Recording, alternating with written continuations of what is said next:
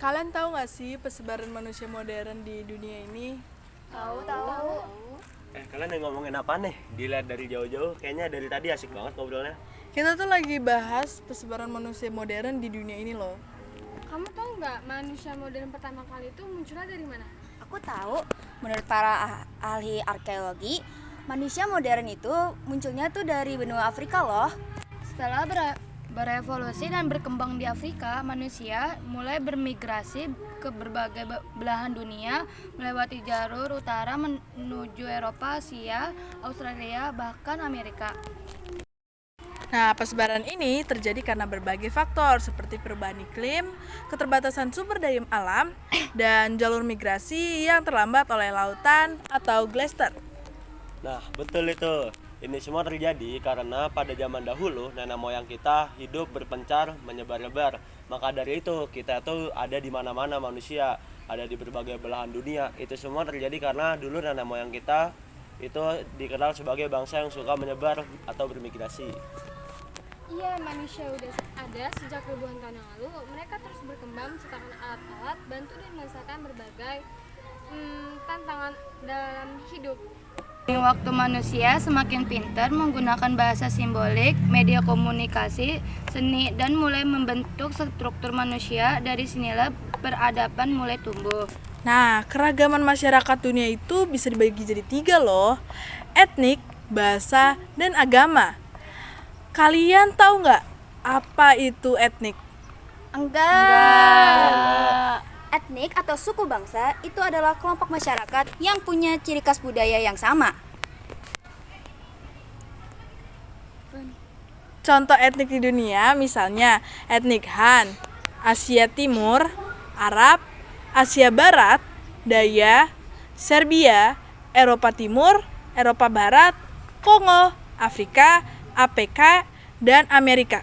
Kalau di Indonesia contohnya ada Aceh, Minangkabau, Dayak, Madura, Bugis, dan Papua.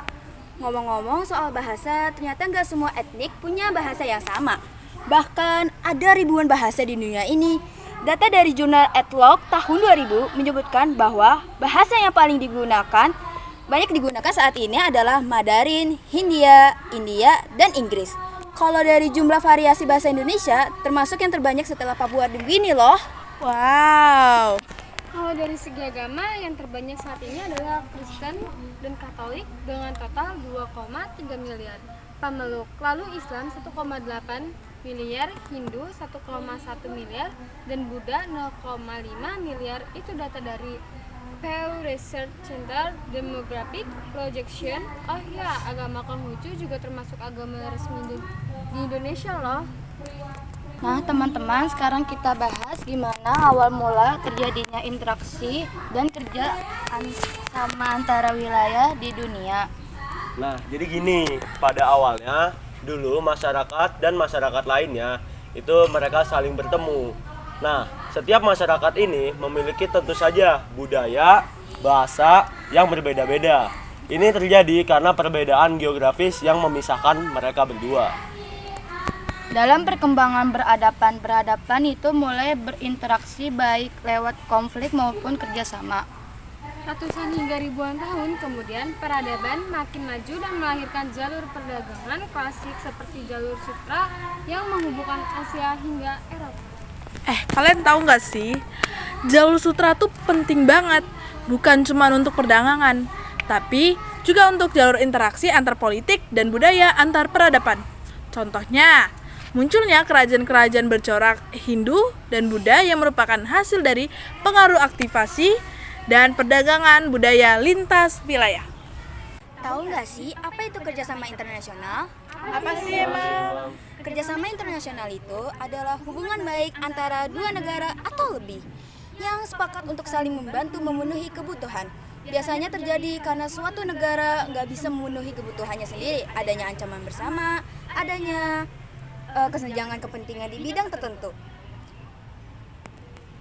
Nah, manfaat dari kerjasama ini itu ada banyak. Tentu salah satunya adalah ini kita bisa mengurangi konflik antar negara, mempererat hubungan antar negara, mempercepat pertumbuhan baik ekonomi dan teknologi.